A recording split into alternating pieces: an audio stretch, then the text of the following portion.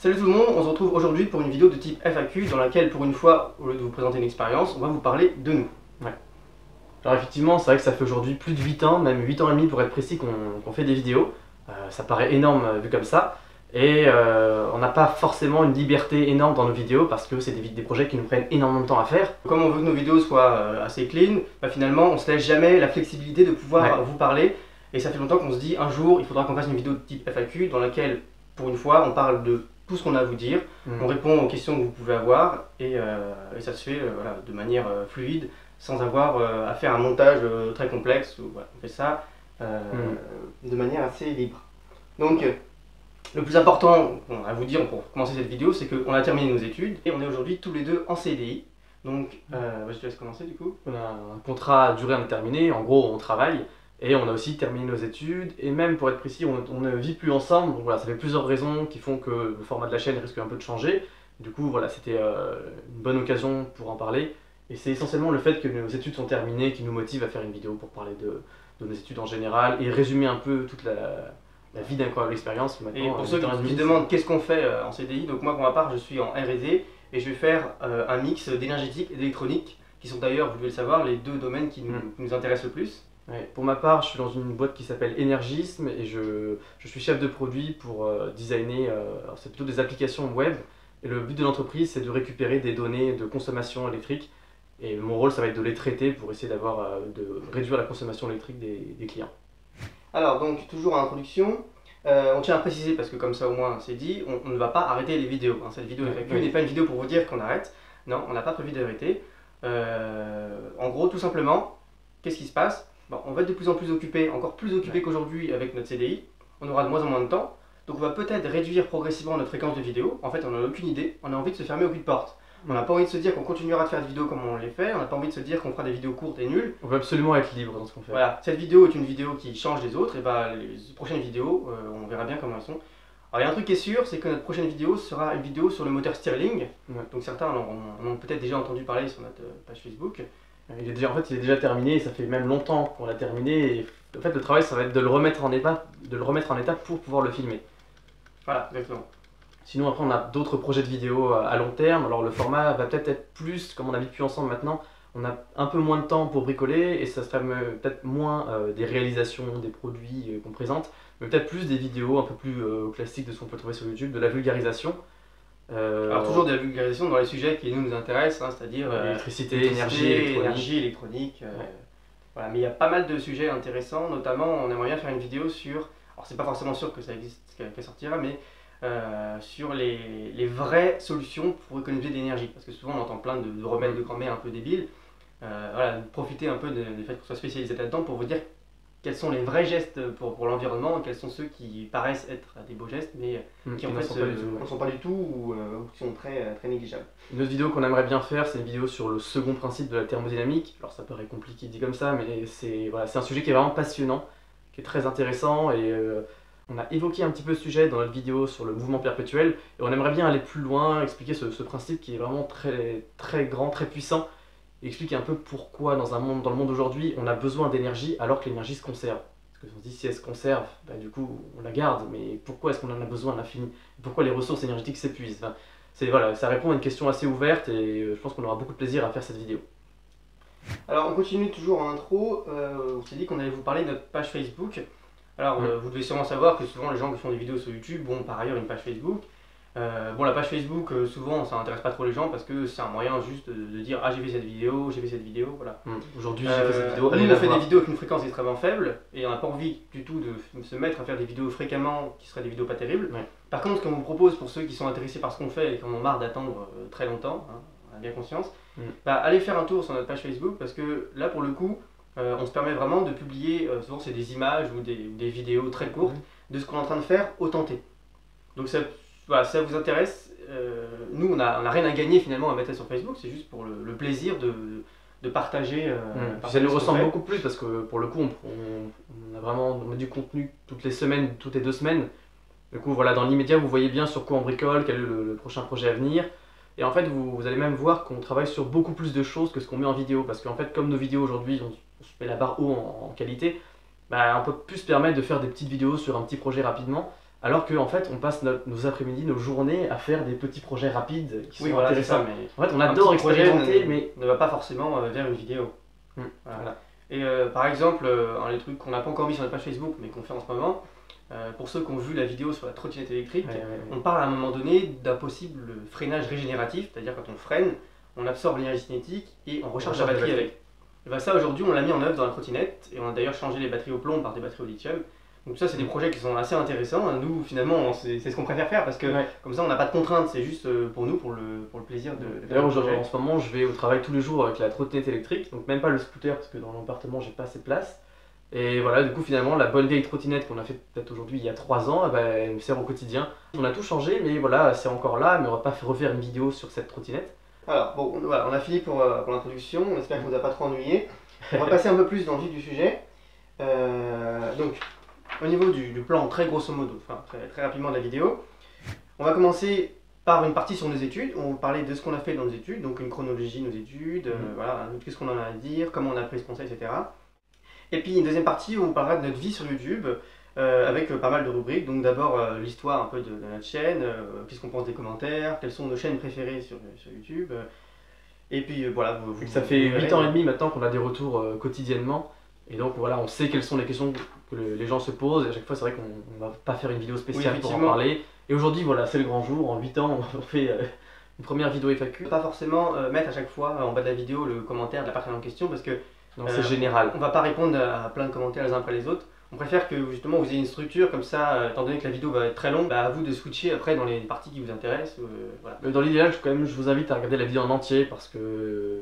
Si vous avez du temps à perdre, parce qu'on va pas vous accaparer votre temps, mais c'est sûr que nous ça devrait vous intéresser, ne serait-ce que savoir qu'est-ce que c'est la vie sur YouTube de notre point de vue, alors que c'est différent pour tout le monde, hein, mais voilà, je pense que ça peut être intéressant. Alors on commence donc avec les études et avec la chronologie de nos études. Donc le but c'est de vous raconter grosso modo qu'est-ce qu'on a fait dans les études. On va directement aller donc première terminale, et donc on a fait une première et une terminale S. On pense que vous vous en doutez. Donc au niveau des cours qu'on a en première terminale, on dirait que la force de la première terminale par rapport aux études qu'on fait après, c'est la polyvalence, parce que quand on est encore au lycée, eh ben, on a de nombreuses matières. Par exemple, on a des langues. C'est dur parce qu'on a beau avoir de la physique, on a encore de la philosophie, jusqu'en première du français. C'est vrai que c'est des années qui sont assez difficiles parce que même si les matières scientifiques, si on fait un bac S ont un coefficient élevé, il reste encore toutes les autres matières qui d'ailleurs nous on apprécie. On n'a jamais eu de rejet pour les autres matières, que ce soit l'histoire, le français, etc. Mais globalement, c'est vrai que c'est assez dur d'allier toutes les matières à la fois sur une année. La terminale n'est pas une année facile. Mais c'est très formateur, c'est-à-dire que pour ceux justement qui veulent un peu faire comme nous, vous êtes assez nombreux à demander qu'est-ce qu'on a fait, et ben, si on a un mot à vous dire, c'est ne croyez pas que les sciences font tout. Ne croyez pas que les sciences font tout, les autres matières, notamment, je ne plus le français, on va dire tout ce qui est de l'ordre de la rédaction, etc. C'est très important, même en école d'ingénieur. C'est extrêmement important. L'anglais, par exemple, l'anglais, arrêtez tout de suite de regarder cette vidéo, c'est une vidéo en français. Allez tout de suite voir des vidéos en anglais. À ce propos, on a une chaîne en anglais qui s'appelle DIY Experiments. Vous pouvez la regarder, pour l'instant on a mis quelques vidéos, c'est du travail après de doubler. Un truc que je voulais ajouter aussi sur notamment l'année terminale, c'est que j'ai toujours dit que le niveau, alors peut-être que certains ne seront pas du tout d'accord avec moi, mais le niveau de maths terminale parfaitement compris, ce qui veut dire grosso modo 20 sur 20 au bac, en maths, celui qui arriverait à vraiment avoir très bien compris le programme de maths de terminale, et ben, il a quasiment tous les outils qu'un ingénieur va utiliser au quotidien. Retenez bien ça finalement. On va pas aller chercher tellement plus loin en outils mathématiques. Dans le supérieur, vous irez encore plus loin, mais ce sera d'autant moins utile que ce sera compliqué. Et quand vous allez atteindre les espaces vectoriels, là vous serez dans l'abstrait, ça pourra vous servir si vous poursuivez encore sur des maths, mais si vous êtes ingénieur, a priori, vous n'en aurez pas trop besoin. Alors on ne veut pas jamais être catégorique parce que sinon on va se faire allumer, mais on espère que les autres ingénieurs seraient d'accord de dire que avoir très bien compris déjà les intégrales, exponentielles, voilà, très bien compris intégrales, exponentielles, logarithmes, même un petit peu les nombres complexes. Donc maintenant on va passer dans le supérieur. À ce propos, il y en a qui nous demandaient combien on a vu au bac. Bon bah là on a eu tous les deux environ 15, à très peu de choses près. C'est la même mention, mention bien. Voilà. Donc on n'a jamais été, d'une part... Même dans les petites classes, on n'a jamais été extrêmement bon. On n'a jamais été extrêmement bon en scolaire. Voilà. Et par ailleurs, on n'a jamais été nul, on a toujours été pas mal. C'est sûr qu'on n'est pas au niveau scolaire, on n'a jamais été des travailleurs acharnés. Donc alors, au niveau des premières années d'études, on n'a pas fait la même chose. Ouais. On tient à D'ailleurs, préciser on n'a jamais été dans la même au classe. lycée, on n'était pas dans la même classe. Nos parents ont toujours fait en sorte, et on les remercie. Même maternelle, primaire, collège, lycée, on n'a jamais été dans la même classe. Et même en prépa, du coup, parce qu'en prépa, on était dans des prépas différentes. Donc moi, pour ma part, j'ai fait ce qu'on appelle une CP2I, c'est une prépa intégrée à l'école où on était. Et mon frère a fait une classe prépa plus classique, une classe prépa CPGE, classe prépa Type grande CPGE, école. c'était pas exactement le CPGE. On pouvait intégrer des écoles partenaires ou on pouvait Faire les concours passer classiques. les concours pour les grandes écoles. Voilà. Tout le monde s'est orienté, en tout cas dans ma génération, vers les écoles partenaires, dont notamment l'école Sud Galilée, donc, qui est l'école d'ingénieurs Où on a fait nos études. où on a fait donc, des études ensuite. Alors quelques mots sur la prépa quand même. La prépa c'est quelque chose qui est, on va pas se le cacher, c'est dur, extrêmement dur, horriblement dur, à vous de choisir, mais le minimum c'est dur. Ouais. Personne peut trouver ça facile. Alors l'avantage par rapport à la terminale c'est qu'il y a un peu moins de matière, donc on se focalise plus sur les sciences et donc on est moins dispersé. Il y a toujours l'anglais, mais l'anglais ça vous le traînerez jusqu'au bout. L'anglais c'est hyper important. C'est de la matière la plus importante. C'est la seule matière où si on n'a pas un niveau donné en anglais, c'est rédhibitoire pour avoir son diplôme d'ingénieur. Donc toutes les autres matières, on va dire, elles peuvent se compenser quand c'est scientifique, mais l'anglais, il faut un niveau anglais. Voilà, un mot important, un truc que j'avais à dire sur la prépa, c'est que la prépa c'est incroyablement, ça dépend quel type de prépa vous faites, hein, mais il y a toujours énormément de maths, et contrairement justement aux maths de terminale, c'est des maths plus abstraits, et nous on s'est rendu compte que finalement, si tous ces maths on les enlève, qu'on les remplaçait par de la physique ou des choses directement appliquées, bah, la prépa, ce serait bien plus formateur pour le métier de plus tard. Et finalement, ce que je veux dire, c'est que si on enlève tous ces maths, du coup on a moins d'heures, et on simplifie un petit peu, et on arrive sur un DUT. Donc finalement, c'est ça qu'il faut se dire, c'est qu'un DUT par rapport à une prépa, on peut se dire c'est moins prestigieux, surtout qu'en réalité, en prépa, on passe tellement de temps à faire des maths qui, à prendre avec des pincettes, ne serviront pas forcément à tout le monde. Voilà, c'est-à-dire que nous, vous pouvez vous demander, si vous vous demandez, est-ce que vous nous conseillez la prépa? On ne vous conseille pas forcément la prépa. On a fait une prépa. Mais il y a pas mal, si on est un bon élève en DUT, vaut mieux être un bon élève en DUT qu'un mauvais élève en prépa. Et surtout qu'un élève qui a perdu ses moyens et qui est devenu stressé, parce qu'il peut y avoir aussi même des effets négatifs. On se dit la prépa dans tous les cas, même si j'arrive pas, j'aurais appris des choses. Mais il y a des gens, ils se stressent, et finalement ils partent après dans le mauvais chemin. Dans d'autres filières, voilà. Alors que finalement ils auraient bien eu leur place en DUT ou en licence. Et ensuite on en vient à l'école d'ingénieur. Donc on a fait l'école d'ingénieur Sud Galilée qui se trouve dans l'université Paris 13. Alors souvent il y en a qui comptent les écoles d'ingénieurs en 5 ans, d'autres en 3 ans. Bon, nous on préfère compter en 3 ans. Ouais, 3 ans. Il y a vraiment la prépa et l'école, même si ça peut être une prépa intégrée, c'est quand même vraiment différent. Distinct. Après chaque école a sa façon de parler. Voilà, mais nous quand on dit 1G1, 2, 3, ça veut dire en fait bac plus 3, 4, 5. Ouais. Et alors pour vous en parler rapidement, la première année d'école d'ingénieur, en tout cas pour nous ça a été une sorte d'année de harmonisation, parce que les gens viennent de plusieurs horizons. Il y a des gens qui viennent de licence, de DUT, de prépa. Donc ça reste un peu comme si c'était une 3e année de prépa, où ça ressemble un peu. Il y a quand même beaucoup de mathématiques, il y a un tronc commun même pour différentes branches d'ingénierie derrière. C'est pas une année où on s'éclate le maximum, je crois. Alors, on tient à préciser que nous on a fait la formation qui s'appelle énergétique, et dans l'école il y a d'autres formations, par exemple informatique, maths, calcul scientifique, voilà, et télécommunication. Ouais. Voilà. Et justement en première année il y avait une sorte de tronc commun entre toutes les formations, et c'est ce tronc commun qu'on a le moins apprécié, avec des maths pas très compliquées, moins compliquées qu'on ne prépa. Mais quand on croit qu'on en a plus, qu'on en a encore finalement, on en a marre, on veut arriver dans le vif du sujet. Et c'est pour ça, heureusement, la deuxième année est arrivée. Alors, par la plupart des élèves, en fait, la deuxième année, même pour notre école et les écoles en général, elle est vue comme une année plus difficile. Parce que, voilà, pour le coup, là, il faut vraiment s'accrocher. Et en fait, nous qui sommes passionnés par ce qu'on fait, on l'a plutôt trouvé particulièrement facile, parce que justement c'est une année où ça y est, on rentre vraiment dans le vif du sujet et on fait, ce qu'on aime faire, on fait de l'ingénierie, on fait du vrai calcul, du calcul tel qu'on en ferait quand nous on va dimensionner le scooter électrique qu'on a fabriqué par exemple. On fait plein de petits, on appelle ça des calculs de coin de table, c'est des choses qui sont des petits ratios, souvent ça va pas très loin, mais il en faut énormément en deuxième année et c'est ça qui nous a beaucoup aidé. On a des matières telles que rayonnement, c'est absolument passionnant, parce que nous, on a toujours eu l'intuition un petit peu de ce que c'était le rayonnement, et là, on peut mettre ça en pratique. Ou la thermodynamique, transfert de chaleur, la thermodynamique, tout ce qui a un rapport avec les pompes, les circuits hydrauliques. Bon, après, c'est pour notre école, on va pas trop. Voilà, c'est ça.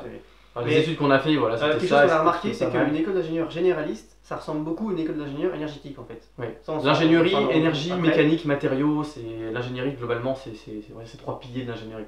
Maintenant, on passe à la petite partie suivante qui est notre mot à dire à propos des études. C'est parti une partie un peu plus subjective, alors qu'avant on était assez objectif sur les écoles d'ingénieurs en général. C'est que globalement, vous pouvez penser, nous on est passionnés par ce qu'on fait, vous pouvez penser que les gens qui vont en école d'ingénieur sont passionnés par ce qu'ils font.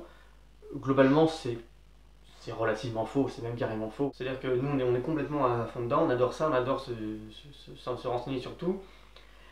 Et des fois, on se rend compte que d'autres ne se renseignent pas et ne savent pas des choses qui sont absolument fondamentales. Mais pourtant, quand on bachote, on peut avoir des bonnes notes. À l'école d'ingénieur, on ne fait pas que des sciences, hein. Il y a aussi beaucoup de matières où on fait des projets. Bon, c'est des projets scientifiques, mais il y a toute la partie rédaction, organisation du temps, management qui entre en ligne de compte. Et ça, c'est quelque chose que au moins tous les ingénieurs, n'importe qui est ingénieur, au moins on est sûr qu'il a passé toutes ces... Je dirais même par rapport au métier derrière, je dirais que si on est passionné, ingénieur R&D, recherche-développement, c'est vraiment ce qu'il y a de plus adapté.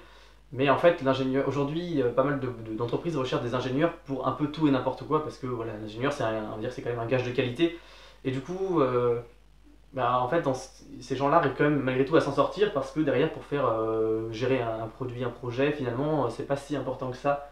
Je suis chef de produit, donc je suis bien placé pour en parler, que finalement, les connaissances, moi, du coup, c'est quand même associé à l'énergie, mais je pense que si dans n'importe quel domaine, je pourrais faire ce métier-là, et mes connaissances énergétiques ne pourraient pas du tout servir. Donc finalement, c'est pas forcément, c'est pas grave, on va dire, en soi, du point de vue de l'ingénierie, mais quand même, c'est un peu triste.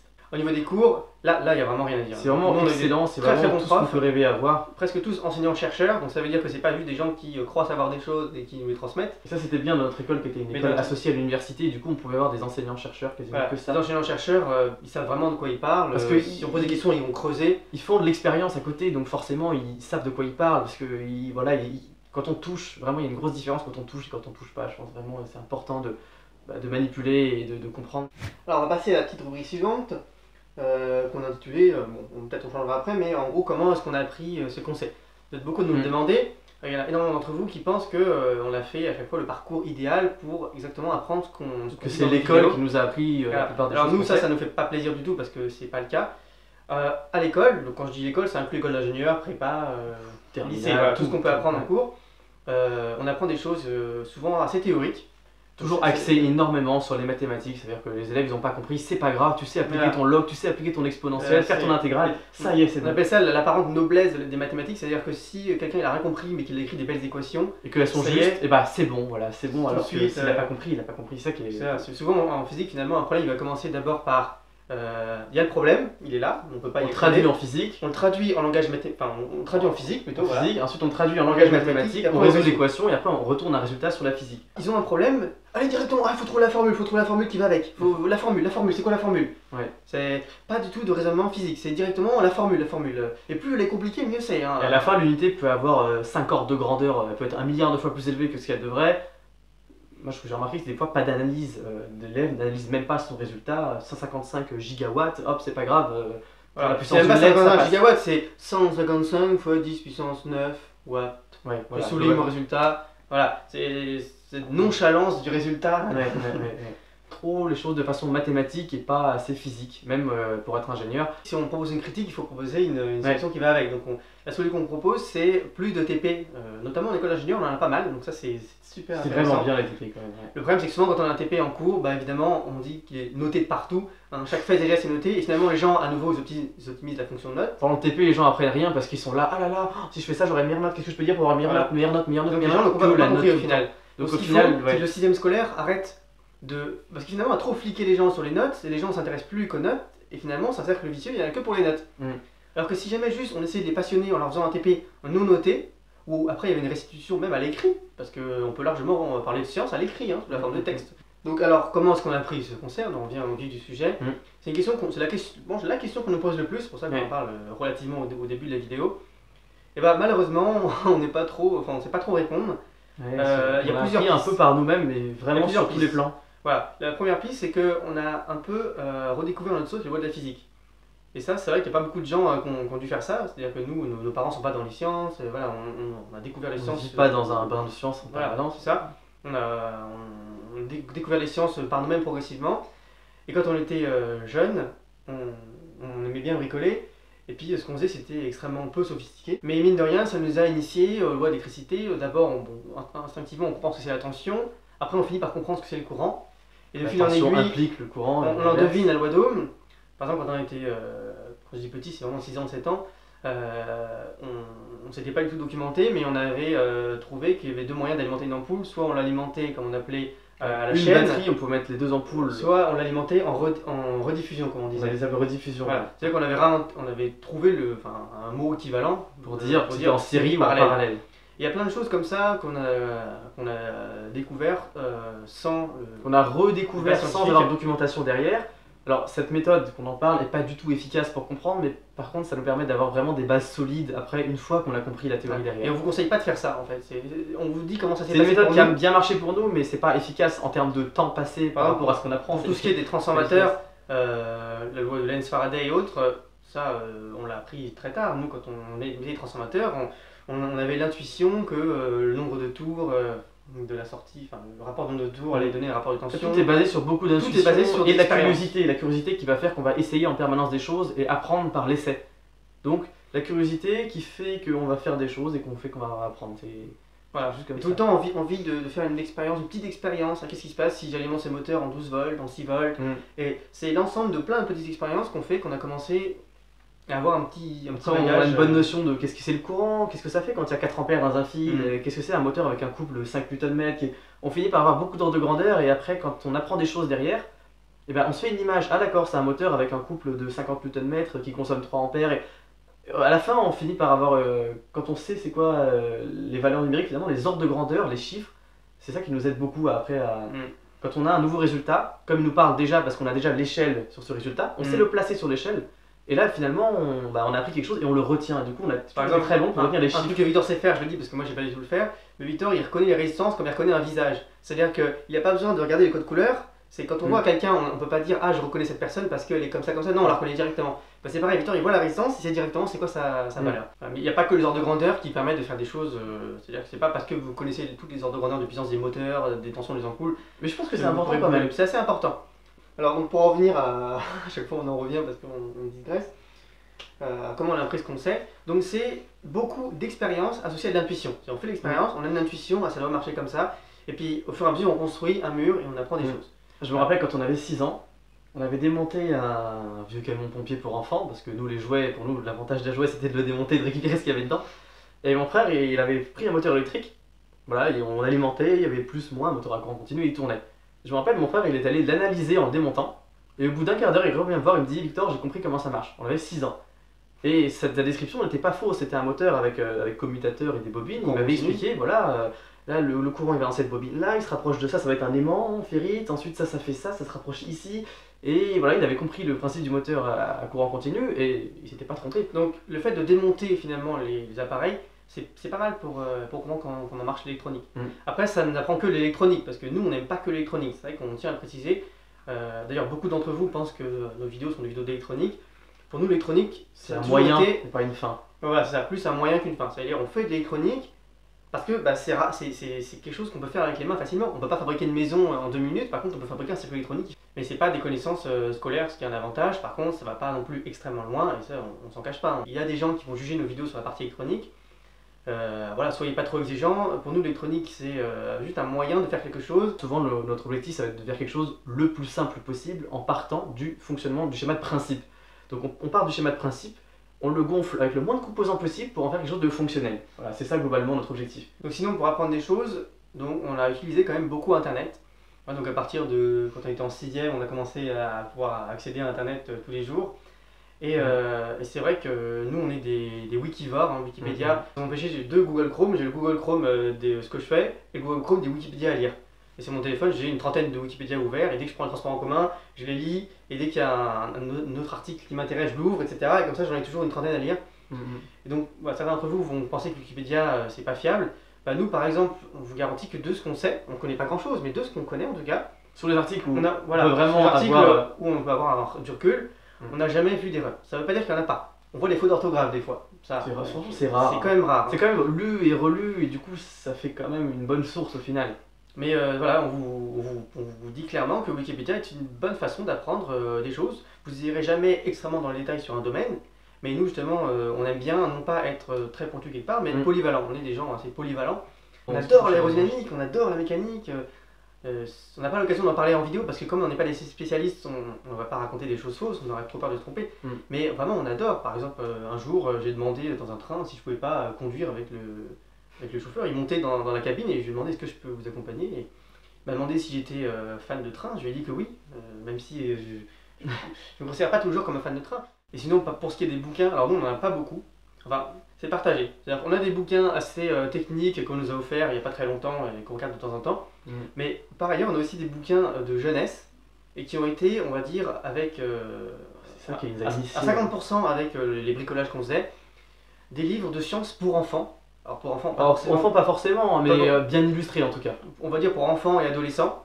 Hein, puis le magazine Science et Vie Junior par exemple dans le genre. C'est ce genre de choses qui nous ont... Ça va jamais rentrer dans les détails parce que c'est pour les enfants. Par contre ça donne une culture générale. Je ne vous conseille pas toujours de faire comme nous. Si jamais vous voulez apprendre des choses, il y a un nouvel outil aujourd'hui qui n'existait pas quand on a commencé à se lancer, c'est tous les super tutoriels par exemple sur Open Classrooms. Sur Open Classrooms, même en électronique, parce que souvent on pense que c'est plus programmation. En électronique, le jour où je me dis, mais si j'avais eu ça quand j'étais petit, j'aurais gagné 4 ans. 4 ans, des années entières, c'est pas une blague. Nous, on est né à une époque où finalement il n'y avait pas grand chose. On a grandi avec le niveau de vulgarisation apparent qu'on puisse avoir facilement, a toujours été le niveau qu'on avait. Donc finalement, on n'a pas pu avoir d'avance parce que globalement, pour se renseigner, au-delà du niveau qu'on avait, ça a toujours été compliqué. Alors aujourd'hui, pour ceux qui sont plus jeunes, c'est beaucoup plus facile. Donc n'hésitez surtout pas, on parle à ceux qui ont... Même les cartes Arduino programmables, maintenant les qui ont 13 ans, c'est très facile. Récemment, on a été membre du jury pour les Olympiades de sciences de l'ingénieur. Et donc on a vu des gens qui étaient en première et terminale. Les gens sont en première et terminale, ils savent complètement coder. Donc voilà, n'hésitez pas à penser à cette source de savoir énorme. Donc c'est-à-dire Internet, mais Internet fiable. Donc c'est-à-dire, voilà, Internet, on trouve le meilleur comme le pire. Donc vous trouvez le pire, faites l'effort de chercher le meilleur, de croiser les sources. Et là, vous aurez un moyen de vous cultiver qui est quand même assez exceptionnel. YouTube est une source de savoir aussi, parce que nous, bien sûr, quand on a commencé à faire des vidéos, il n'y a personne qui faisait des vidéos en sciences. Aujourd'hui, on ira sur l'histoire de YouTube plus tard. On parlera plus tard, mais c'est vrai parce qu'on parle des pistes qu'on a utilisées nous pour apprendre des choses, mais il y a celles que vous utilisez vous aujourd'hui parce que le temps s'est écoulé depuis. Et qu'aujourd'hui, il y a des vidéos qui sont assez exceptionnelles. Alors, pour finir cette première partie, on va vous parler de ce qu'on fait en dehors de nos études. Alors pourquoi est-ce qu'on a envie de parler de ça? Parce que bien évidemment, il y a des préjugés naturels qui apparaissent. Vous pouvez dire, on aime les sciences, on fait des vidéos de sciences, voilà, et on est des bolos. Des bolos, on est des purs bolos, on aime que les sciences, on n'a pas de copines. YouTube ne représente environ qu'un quart de notre vie au sens large. Aujourd'hui, grosso modo, Victor vient le dimanche dans notre maison, vous connaissez la chambre historique, pour qu'on bricole. Voilà, donc c'est que le dimanche, on en parle un peu la semaine, ou même pas forcément tous les dimanches. Donc, alors par contre, on continue d'avancer dans notre coin sur l'ordi tous les jours. On travaille quand même beaucoup de vidéos. Quand on rencontre de nouvelles personnes, par exemple, on s'est toujours dit, et là depuis 2010, on a commencé les vidéos en 2009, et en 2010 on s'est vraiment dit ça, on ne parle pas de nos vidéos, sauf si la discussion vient à parler de YouTube par hasard. Notre vie privée est totalement détachée de ça. Et nos amis, par exemple, non, nos amis ne sont pas tous des youtubeurs, on n'a aucun ami qui fait des vidéos sur YouTube. Nos amis, ce sont des amis de notre école, des amis de notre lycée, des gens qu'on n'en vient jamais à parler de ça, des fois vite fait, mais globalement... Des fois, si on a une journée que c'était compliqué, etc., on va en parler, ah aujourd'hui il y a eu ça, il y a eu ça. Comme quelqu'un parlait de son travail en rentrant le soir. Voilà, mais notre vie privée est totalement détachée de YouTube. C'est dommage qu'on ait à le dire parce que, voilà, les gens... Bon. Après, les gens qui nous ont dit des choses comme ça, c'est forcément des petites couloles de 13 ans. Complètement. Après, voilà, il y a des clichés et globalement, faut pas penser que science égale derrière pas d'intégration sociale, pas de vie normale. On a tous les deux plein d'amis, une copine, enfin on a une vie normale. Voilà. On a une vie normale en dehors de YouTube, en dehors de nos études. Voilà, YouTube, c'est aussi pour ça qu'on fait des vidéos aussi peu souvent, parce qu'il y a toujours priorité à une soirée. Par exemple, nous on fait notre soirée d'anniversaire annuelle. On fait plein de petites soirées tout le temps. Plein de bars tout le temps. Ça retarde de les vidéos. De toute façon, on n'a pas d'objectif de productivité. On est complètement libre et on en parlera plus tard, mais c'est le fait qu'on ne veut pas vivre de nos vidéos qui fait qu'on arrive à avoir une liberté derrière.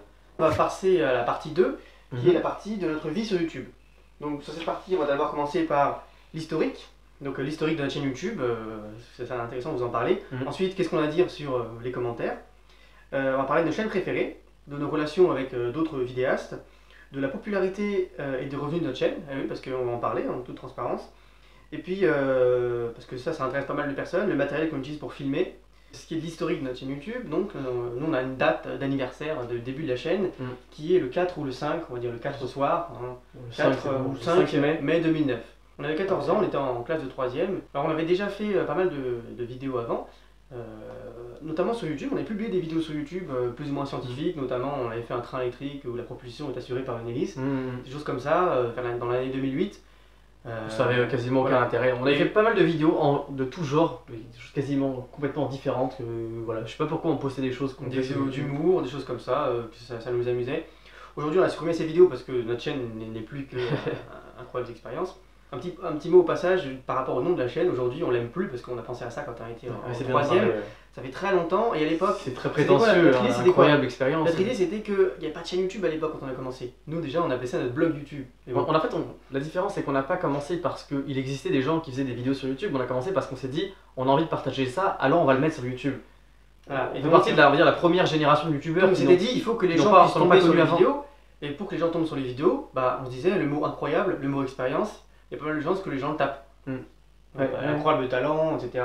Et donc c'est pour ça qu'on a choisi ce nom qui. Je ne rappelle pas du tout quand est-ce qu'on l'a trouvé, mais. C'est un nom qui est nul et prétentieux. On ne peut plus trop changer aujourd'hui, ou c'est pas grave après maintenant. Mais comprenez qu'on n'aime pas ce nom. Et aujourd'hui, mettre un nom en latin par exemple, ou un truc un peu en anglais. Non mais ce serait plus sympa, mais c'est pas grave, on s'est dit qu'on n'allait pas changer de nom. Parmi toute la batterie de vidéos qui n'ont aucun rapport les unes avec les autres qu'on avait fait, on avait fait une vidéo qui s'appelait Incroyable expérience et qui résumait 3 expériences qu'on avait faites. Et c'est des expériences qu'on avait découvert par hasard et qu'on avait trouvé vraiment pas mal. Et donc vous avez sûrement connaître notre vidéo de transmission de son par laser, qui est, alors aujourd'hui elle est un peu vieille, mais ça reste un sujet qu'on adore. Et justement c'est un peu le sujet historique de notre chaîne parce que la première vidéo de cette... le premier thème de cette vidéo qui s'appelait Incroyable expérience qu'on a supprimé aujourd'hui, c'était une transmission. On l'a perdu, C'était une transmission de musique par ampoule à incandescence. Donc ça paraît très bizarre aujourd'hui. Ça a une grosse inertie l'ampoule à incandescence et on transmettait de la musique avec ça. Voilà. Et donc tout simplement c'était téléphone ou PSP ou qu'importe, amplificateur, ampoule à incandescence, panneau solaire, amplificateur, haut-parleur. C'était la musique de Mario en 8 bits là, qui était assez. Et évidemment, l'énorme inertie thermique de l'ampoule à incandescence fait que le débit de la bande passante est extrêmement faible, du coup le son c'est. Mais on reconnaissait quand même les notes de la musique. Et c'est pas une expérience qu'on avait créée parce qu'on s'était inspiré de quelque chose, c'était vraiment la curiosité de se dire ah c'est marrant, l'ampoule elle s'allume plus ou moins au rythme de la musique quand je la mets à la sortie de l'ampli. Si on met un panneau solaire, et si on met un panneau solaire et qu'on met un haut-parleur derrière, après un ampli évidemment, est-ce qu'on va entendre de la musique? Du coup on l'avait fait et après c'est une expérience qu'on a, à ce propos, vu qu'on a refait plein de fois. On va pas en parler après. Faut juste dire 2 mots sur notre source d'inspiration parce que donc on vous a parlé de comment on a appris des choses pour faire nos vidéos, mais du coup d'autre part comment est-ce qu'on a l'idée pour les vidéos? Là encore une fois on peut pas vous répondre, ça vient tout seul. Là par exemple c'était venu, on s'était dit l'ampoule s'allume plus ou moins fort au rythme de la musique, le panneau solaire produira plus ou moins de courant au rythme de la musique. Et finalement ça fera vibrer. Et des fois on arrive même à avoir de l'avance sur ce qui existe dans le commerce parce que par exemple le chargeur Nomad, aujourd'hui les batteries externes c'est un classique. Nous on a créé ça 2 ans avant même que ça existe dans le commerce et peut-être au moins 4 ou 5 ans, 4 ans avant que ça se démocratise. Et on avait créé ça non pas parce qu'on voulait faire quelque chose. Parce qu'on avait un besoin. Voilà, on l'a pas fait pour un besoin, on l'a fait par la curiosité. On s'est dit à l'USB il y a 4 fils, 2 d'information, 2 d'énergie. Si les fils d'énergie, bon on s'était renseigné sur Wiki, je sais pas, on disait que c'était du 5 volts. Et ben on s'est dit si on met une batterie de 5 volts, 4 volts 8 et qu'on la branche, peut-être qu'on pourrait faire un USB portable. Et du coup on a essayé, ça a marché, on se trouve ça cool. Alors on a fait ça dans une boîte, on a fait une boîte qu'on appelait chargeur transportable. Chargeur Nomad, ouais, et voilà. Et on a participé au concours innové du magazine Science et Vie Junior. Bien après, au moins 1 an après, on avait fait ça et on l'avait laissé. Voilà. Et puis on était extrêmement heureux parce qu'on avait gagné alors qu'on n'était pas abonné, on pensait que le fait de ne pas être abonné allait être rédhibitoire alors qu'en fait non. Ouais. Et ça avait été un super moment et le but c'était de gagner 1 000 € pour le breveter. Et nous on ne voulait pas le breveter et on avait raison parce que de toute façon c'est une idée évidente et plein d'autres personnes y avaient pensé. Et il y avait plein de projets déjà prêts à être mis sur le marché et quelques mois après on a commencé à en voir. Donc, voilà. Il y a beaucoup de gens aussi qui nous parlent de ça, mais brevetez vos trucs. Ceux qui se demandent pourquoi est-ce que la transmission d'énergie sans fil on n'a pas commercialisé. Mais l'autre jour j'ai répondu à un commentaire d'un gars, je me suis rendu compte, j'ai essayé de lister tous les arguments, mais la liste, il n'y a jamais de fin dans la liste. Et le rendement, les normes, le fait qu'il faut que ce soit compatible avec des appareils. Mais n'empêche que du coup on a l'une des meilleures démonstrations qu'on puisse faire avec la méthode qu'on a utilisée, le tapis magique où là on alimente des objets en les plaçant directement dessus. C'est sûr que la technologie qui sera utilisée, le couplage inductif, même le QI, le chargement de l'iPhone 10, c'est la technologie qui existe aujourd'hui. Et nous ce qu'on a fait au niveau de la puissance et du rendement, c'est pas moins bon que ce qui pourra sortir sur le marché. Mais en même temps, ceux qui créent les appareils sur le marché, ils sont soumis à la même loi de la physique que nous. Donc c'est normal qu'on arrive à s'approcher de ce résultat. Par contre, on ne peut pas avoir un facteur 10 sur ce résultat. Après, c'est pareil, les trottinettes électriques, on en a fait, c'est vrai qu'aujourd'hui ça se démocratise vraiment, là, sur peut-être les 6 derniers mois. On en a créé une avant que ça se démocratise, mais ça existait déjà auparavant, et on va pas profiter d'une trottinette électrique. Quand un objet est commercialisé dans l'industrie, c'est quelque chose d'extrêmement bien pensé, et qui subit plein de tests et qui respecte des normes. Ça va beaucoup plus loin qu'un pauvre projet à 2 balles qui peut tomber en panne. On essaie de faire en sorte que nos projets ne tombent pas en panne, ils sont fiables. Hein. On n'a jamais eu de gros problèmes, mais voilà, on n'a pas la prétention de dire que ce qu'on fait, c'est équivalent à ce que font 15 ingénieurs qui travaillent pendant 1 an. Puis penser que si on réfléchit en 2 minutes à un produit et qu'on a une idée qui va être mieux que tout ce que l'industrie a fait jusqu'ici, c'est justement avoir une mauvaise idée de ce qu'est l'industrie.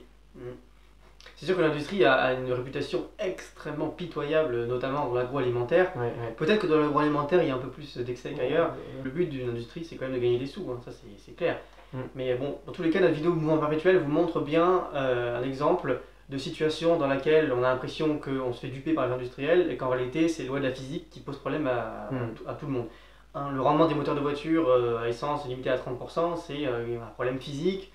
Le fait que les voitures à essence et diesel, par exemple, que les diesels rejettent plus de particules, oui, mais quand on distille du pétrole, dans tous les cas, on récupère plusieurs carburants différents, donc il faut bien qu'ils soient brûlés à un moment donné. Alors, toujours pour l'historique, donc quand on était en seconde, première, on faisait des vidéos très souvent, toutes les semaines. Tu pourrais même repartir du tout début. Au tout début, on avait fait donc la triple vidéo encore l'expérience, qui compte les 3 vidéos. Oui, puis après, voilà, la première vidéo c'est la porte automatique. Transmission d'énergie sans fil, il y avait transmission avec radio, je crois, il me semble. Bon, c'est des expériences élémentaires, mais dont les résultats sont encore aujourd'hui satisfaisants. Quoi. Quand on voit ça, n'importe Au moins, parce que ça fonctionnait. Et donc, les vidéos qu'on suivit, c'était des vidéos toujours très simples, hein, de niveau 3e. On connaissait pas grand chose, mais en se dépatouillant bien, on arrivait à faire des résultats concrets. Tout ce qu'on a fait est extrêmement critiquable, notamment dans les paroles, parce que l'expérience fonctionnait, mais ce qu'on disait souvent c'était bourré d'erreurs. Aujourd'hui, on a mis un petit message qui apparaît sur les vidéos. Même pire que ça, on a supprimé toutes les vidéos qui contiennent réellement des erreurs. Oui, donc il y a vraiment, je crois qu'il y en a 6, il y a 6 vidéos qu'on a supprimées. Notamment une vidéo sur un anti-moustique à ultrasons. Il n'y a jamais aucune preuve scientifique que ça fonctionne, et d'ailleurs nous non plus, on n'avait pas forcément vu que ça fonctionnait. Non, on n'avait pas essayé, on était gênés d'avoir fait quelque chose qui fonctionnait peut-être pas. On avait fait 2 vidéos sur les amplificateurs. Déjà qu'aujourd'hui il y a encore des gens qui critiquent notre vidéo sur les amplis, alors qu'on a essayé de faire gaffe à tout pour éviter la critique et d'être neutre dans ce qu'on dit. Alors ces 2 vidéos qu'on avait faites étaient là pour le coup, c'était de la calamité électronique, c'était... ça marche, oui, ouais, presque pas, enfin oui, on entend du son, mais derrière pour quel... Heureusement qu'on les a supprimés, parce que là... On a supprimé tout ce qui vraiment nous portait préjudice, et je dirais même que le fait d'avoir commencé il y a aussi longtemps de faire des vidéos, ça nous a plus desservi qu'autre chose, voilà, parce que au début on était en 2009, un peu prétentieux sur le début, et puis on faisait des projets qui n'étaient pas du tout bien terminés, qui respectaient pas forcément les choses. En 2009 on avait eu 18 ans, finalement ça aurait été beaucoup mieux pour nous, notre chaîne aurait été, surtout les premières vidéos auraient été de meilleure qualité, parce que vous voyez, nos premières vidéos sont nulles. Mais on les garde en témoin. Ça fait 8 ans. C'est pas la raison, c'est parce que bon, déjà l'expérience parfois elles peuvent intéresser une personne ou une autre. Je pense notamment à la vidéo qui s'appelle énergie cinétique. C'est une vidéo où on transforme l'énergie cinétique d'un poids en énergie électrique. Nous on a fait, oui, je me souviens, il y a des entreprises. Il y a des startups aujourd'hui qui vendent ça. Cette vidéo-là, c'est un peu l'exception, hein. C'est une des seules. Le téléphone de Bell avec 2 haut-parleurs, un haut-parleur, un fil, un autre haut-parleur. Avec ça, on peut faire un vrai téléphone et communiquer. Bell l'avait fait en premier. Et il y a des gens qui ont fait des études dans l'électronique et qui croient pas. Qui viennent nous voir et disent voilà, c'est un fake votre vidéo. Ça marche, mais essayez les gars, c'est bizarre, je trouve. Alors on va passer à la section suivante qui est à propos des commentaires. Par rapport aux commentaires, on essaye le plus souvent possible d'y répondre. C'est-à-dire que dès qu'un commentaire est une question, parce qu'il y a des commentaires qui ne nécessitent pas de réponse, donc là normal on n'y répond pas. Mais quand parfois, bravo, merci. Oui, parfois, bien sûr. Mais quand c'est une question intéressante, que la personne sait bien de quoi elle parle, parce que bon, il y a des gens qui croient que ils vont pouvoir par exemple faire un projet de fin d'études et qu'on va leur mâcher le travail. Voilà, ça c'est très drôle, les gens qui pensent qu'on est un petit peu idiot. Mais quand c'est des bonnes questions, on prend un plaisir à y répondre. Toute bonne question a une réponse dans notre chaîne. Alors on n'a pas envie de dire ça catégoriquement, parce qu'il y en a plein qui vont dire ah ouais, moi j'avais posé une bonne question, moi j'avais jamais répondu, sympa les gars, donc voilà. Mais on essaie de faire cet effort, Et on tient à préciser. Vous pouvez regarder même, allez voir dans l'historique des vidéos, allez voir les commentaires, ils ont quasiment tous une réponse. Si on prend en compte tout le temps qu'on passe à s'occuper de notre chaîne, à préparer des vidéos ou s'occuper de notre chaîne, c'est 50% du temps, c'est répondre aux commentaires, interagir avec vous, aider des gens à faire des projets, des TPE, des TIPE, notamment sur notre page Facebook. Combien de personnes on a aidé pour faire un TPE, rien que sur le sujet de la transmission d'énergie sans fil? C'est pas compliqué, ça fait plusieurs années, c'est environ 50 par an. Environ 50 qui nous contactent. Combien de personnes ont fait un TIPE basé de plus ou moins loin sur nos vidéos? Il y en a beaucoup et ça nous fait super plaisir. Donc on espère que souvent les gens ils sont... TIPE, TPE, ils vont demander plus d'aide sur les schémas. Projet personnel. Mais la raison pour laquelle souvent nos schémas ne sont pas ultra détaillés, c'est parce qu'on a envie que les gens se creusent la tête. C'est-à-dire qu'on n'a pas envie de... la vérité, ça devient scolaire si on répète ce qu'on a dit. Pour faire un projet compliqué comme certains de projets en vidéo, dans tous les cas, il faut un certain background. Et voilà, si vous n'avez pas ce bagage, finalement, vous n'allez pas y arriver. Donc, autant se rendre compte dès le début que vous n'avez pas le bagage et que vous vous mettiez à niveau, plutôt que croire que...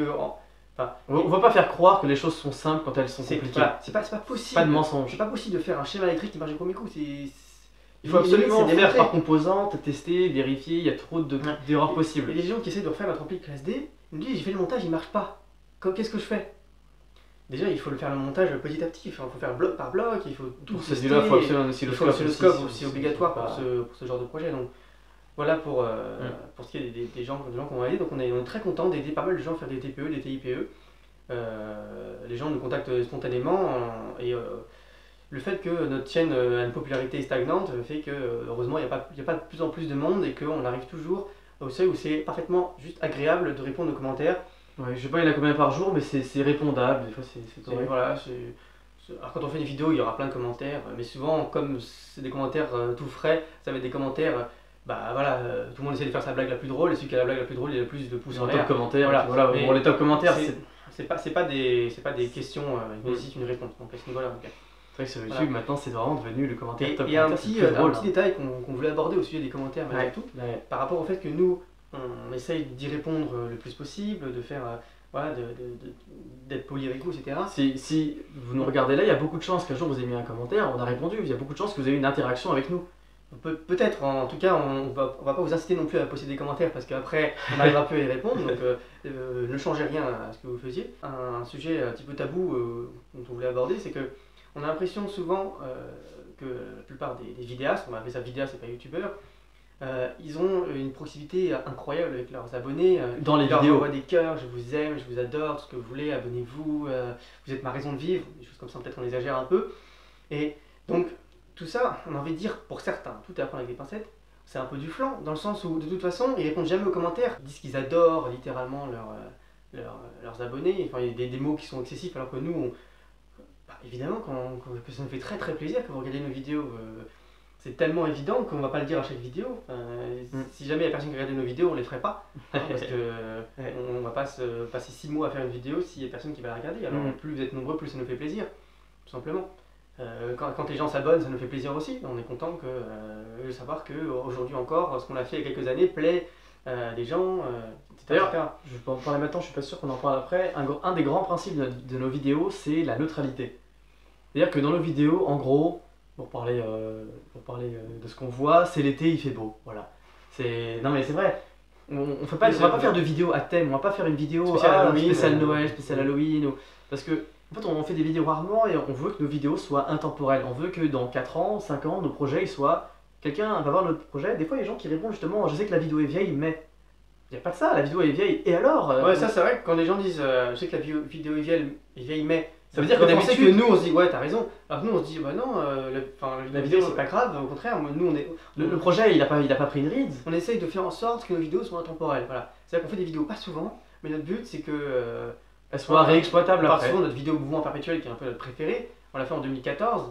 Ça fait longtemps maintenant. Il y a encore beaucoup de gens qui la voient chaque jour et on est très contents. Et si aujourd'hui les gens regardent sur YouTube le fil d'actualité des abonnés, plus personne regarde une vidéo qu'à 3 ans.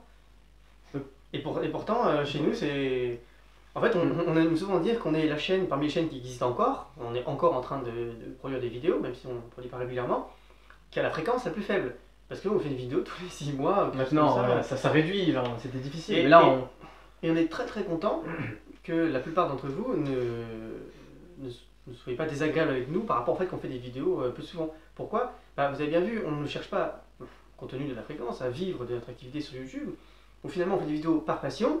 On essaye de... Alors, même si on dit c'est plus une passion si ça devient contraignant. Même si on dit que c'est pas une contrainte, en réalité, c'est voilà, dur, hein, c'est du travail de faire une vidéo. Il y a énormément de travail derrière. Énormément de travail, hein, et voilà, ça demande quand même... Une vidéo comme le scooter électrique, c'est 2 ans de travail derrière. 2 ans. Et voilà. même si on va sur les premiers dessins que tu avais fait quand tu étais en terminale, Non, en première année.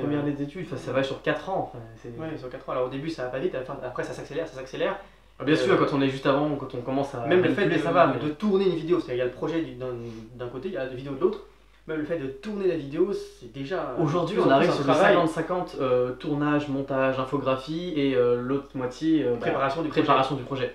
Parce que préparer le projet, la grosse différence, c'est que c'est plus sympa. C'est vrai que c'est plus compliqué que une vidéo, mais en même temps, on se dit que si le projet est si complet que ça, on va pas faire une vidéo nulle qui ne va pas le mettre en valeur. Donc on va tendre vers avoir autant de temps pour mettre en valeur le projet que de temps pour faire le projet. Voilà, parce que sinon on a un peu gâché le projet si la vidéo est mal tournée alors que le projet il est assez compliqué.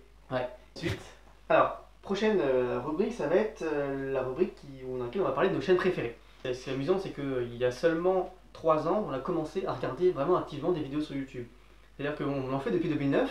Avant on faisait des vidéos, et puis on aime bien regarder en cliquant. On faisait un peu du YouTube à l'ancienne, ça veut dire qu'on recherchait une vidéo et on la regardait moteur puissant, machin. Mais on faisait pas du YouTube tel que les gens le font aujourd'hui, ça veut dire que vous êtes abonné à une chaîne et vous regardez mainstream, voilà, tout ce qui passe. Ça fait seulement 3 ans que vraiment il y a des chaînes qu'on adore et qu'on les suit régulièrement. Alors on va parler des chaînes, on va distinguer de catégories, les chaînes françaises et les chaînes anglophones. Alors quelle est notre chaîne préférée en français? Je pense que notre chaîne préférée en français, c'est Science Étonnante. On apprend tellement de choses, et en plus ces sujets sont variés. Nous on est incapables de faire ça, on reste quand même dans le domaine de confort. Non pas parce qu'on a envie de rester dans le domaine de confort, mais parce qu'on n'a pas envie de dire n'importe quoi. La chaîne Micmath, c'est la chaîne de maths préférée en français. C'est super sympa, très agréable à regarder. Il est tellement calme, il est tellement gentil. Bienvenue pour de nouvelles aventures mathématiques. Il y a aussi Science for All, pour ceux qui connaissent Science for All. Bon, depuis qu'il fait des trucs sur la démocratie, on suit d'un peu plus loin, mais tout ce qu'il avait fait avant, c'était complètement fascinant. Moi je pense à une chaîne qui s'appelle Patience. Ah oui, c'est une chaîne qui n'est pas très populaire, donc là c'est d'autant plus important que vous en parliez parce que peut-être que les 2 précédentes vous les connaissez. Donc c'est une chaîne qui parle, on va dire de science, c'est extrêmement bien expliqué, et surtout ce qu'on aime bien c'est que ça parle de choses d'un niveau un peu poussé. Parce que c'est vrai que c'est à chaque fois on part du niveau 0 pour aller au niveau 1, lui il part du niveau 3 pour aller au niveau 4. Il y a vraiment... Pas forcément parce que c'est vulgarisé, mais peut-être que si on regarde la vidéo 3 fois, on arrive à brûler les étapes et à passer directement de 1 à 3. Mais cette chaîne là est d'un niveau vraiment poussé et j'ai appris des choses, voilà, donc je suis super content. Deus Ex Silicium. Ouais, ou je sais pas s'il prononce Deus ou Deus Ex Silicium. Oh, désolé. Mais ça fait longtemps qu'il n'a pas fait de vidéo, à moins que je... Mais bon, de toute façon, on dit les chaînes au fur et à mesure qui nous viennent à l'esprit. Deus Ex Silicium, une chaîne d'électronique, et le mot silicium n'est pas choisi pour rien parce que c'est vraiment une chaîne dans laquelle on va regarder les composants qui équipent un circuit intégré, enfin un circuit imprimé. Et puis il a développé toute une petite méthode pour pouvoir à chaque fois voir les puces et enlever leur couche protectrice. On va devoir céder un peu du téléphone parce que c'est sûr qu'on n'a pas forcément toutes les chaînes en tête. Hygiène mentale, très bonne chaîne. Ah ouais, vraiment absolument excellent, vraiment excellent. Vraiment excellent, hein, c'est... Ouais. Pas de preuve égale pas de raison de croire. J'en parle tout le temps maintenant, c'est vraiment super. La statistique expliquée à mon chat, donc une chaîne de statistiques vraiment très bien infographiée. Par contre, au niveau du fond, parfois on n'est pas trop d'accord, mais ça reste une belle chaîne voilà, sur laquelle il faut s'abonner. Experiment Bug, donc on est abonné depuis toujours et on suit chacun de ses nouveaux projets. UE Gallery. Ah oui, oui. UE Gallery, une chaîne, nous, il y a environ 2 ans, on a voulu se mettre à l'Arduino quand même, parce qu'on est des gros ringards. Et, non, c'est vrai. Hein.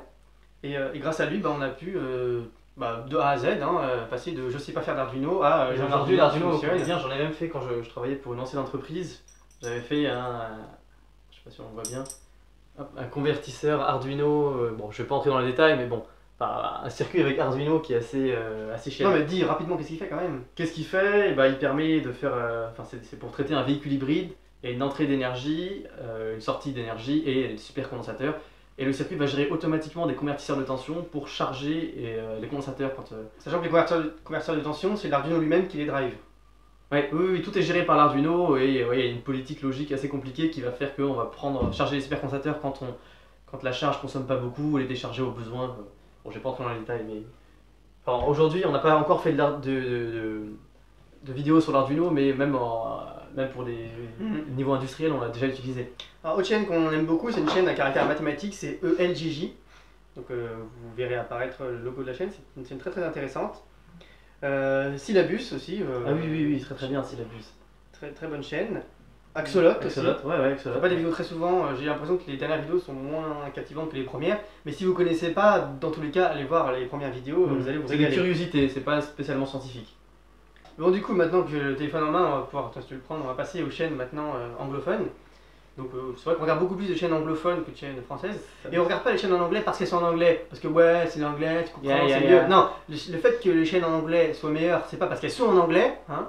Tu parles trop fort. Non mais c'est vrai qu'on est un peu énervé là-dessus, on a l'impression que les gens ils idéalisent. C'est pas parce qu'elles sont en anglais. C'est parce que la communauté anglophone c'est combien de fois plus, je ne sais pas. Voilà, c'est beaucoup plus de personnes, donc statistiquement il y a beaucoup plus de chances qu'il y ait une chaîne qui nous intéresse. Et puis n'importe où, ça peut être en Inde, en Australie, aux États-Unis, au Canada, enfin voilà. C'est vrai que c'est un peu des paysans. Ouais, c'est des paysans. Alors, la chaîne anglophone, avant même que tu les regardes, la chaîne anglophone préférée, c'est Cody's Lab. Hi everyone, welcome back to Cody's Lab. Et donc, Cody's Lab, c'est une chaîne, on va dire, c'est un peu ce que nous. C'est du lifestyle de bricolage. Finalement, ces vidéos sont complètement désinvoltes, si je peux dire. Elles sont faites à l'arrache. Mais ce qu'il fait au niveau scientifique, c'est d'un niveau vraiment captivant. Il arrive à faire avec rien du tout, c'est vraiment pour le coup un MacGyver, il fait des choses mais incroyables. Vsauce, youtubeur scientifique numéro 1 au monde qui fait des vidéos.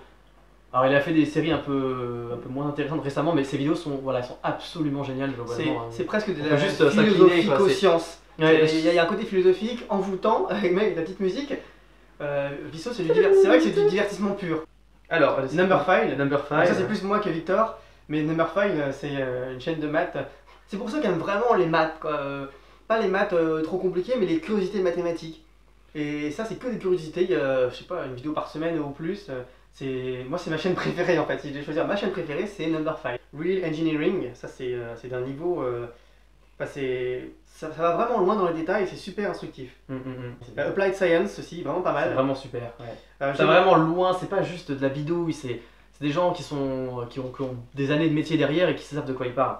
Une chaîne qui s'appelle Three Blue One Brown, qui est une chaîne de maths complètement hyper bien infographiée, hyper bien expliquée. Tant dans l'image que dans le fond. Et en ce moment, il parle de chaînes, de réseaux de neurones. Et voilà, si vous ne connaissez pas tout ça, nous, on n'est pas les spécialistes non plus, on ne connaît pas. On est en train de découvrir grâce à lui et c'est vraiment super intéressant. Il y a Smarter Everyday, pas mal.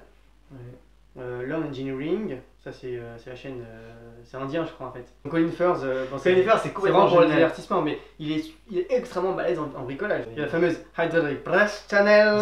C'est bon. Donc là on aime beaucoup. Wendover Productions, pas mal du tout. Veritasium, vraiment dans les tops du top. Steve Moule, c'est complètement génial.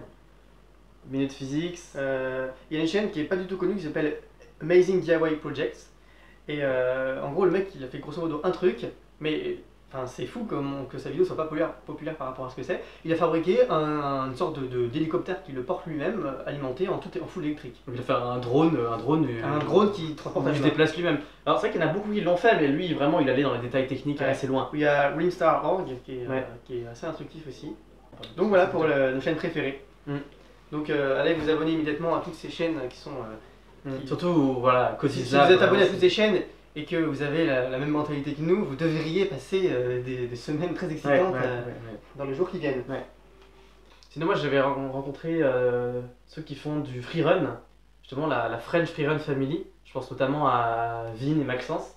Et du coup moi ça fait partie des vidéastes actuels que je vois le plus souvent parce que depuis ils m'ont convaincu par leur sport et moi le sport que je fais maintenant c'est du freerun, et avec eux c'est complètement génial. Donc tu fais des tutoriels comme ça. Si par hasard vous connaissez Vin, Maxence ou toute la chaîne de Simon et tous ceux qui font de la 3F French Freerun Family, sachez que c'est partie des youtubeurs avec lesquels, des vidéastes, avec lesquels on est les plus proches parce que finalement eux je les vois toutes les semaines. Ensuite, c'est popularité et revenus. Alors globalement, on va parler dans l'ordre chronologique de la popularité de notre chaîne. Donc quand on a commencé à mettre des vidéos, ça marchait extrêmement mal. Il y avait, tu rappelais des chiffres Moi, je me rappelle quand on avait 16 vues, 17... 17 vues, voilà, c'est bien, 17 vues. Enfin, quand on pense à une petite classe de 17 personnes, on est... T'as dit que ça marchait extrêmement mal, mais il n'y a pas de mal ou de bien. Non, en fait, juste à l'échelle d'aujourd'hui, ça marche mal, entre guillemets, mais pour nous, c'était satisfaisant. Bah oui, nous, 20 personnes qui ont vu 16 personnes, c'était une petite salle de classe. Ouais, on pensait comme ça. Je me rappelle, quand la somme de nos vidéos faisait 20 000 vues, c'est à peu près la population de la commune où on habite, on se disait waouh, et toute la commune qui a vu notre vidéo, ça me paraissait énorme. Et le premier pic de vues qu'on a eu, c'est quand on était passé. Quand on avait gagné, avec on a parlé tout à l'heure, le magazine Sciences et Junior, il faudra qu'on montre pour le chargeur USB. Ouais, bah, on montrera ça au montage après. On avait parlé de notre chaîne YouTube qui était toute jeune à l'époque, et ils avaient mis le lien dans le magazine. Et puis, je me souviens, on avait fait un pic de 600 vues dans la journée, et nous, on trouvait ça exceptionnel. Et c'est vrai que c'est ça qui nous a lancé. On reçoit beaucoup de commentaires de la part des gens qui nous disent « Je vous suis depuis SVJ ».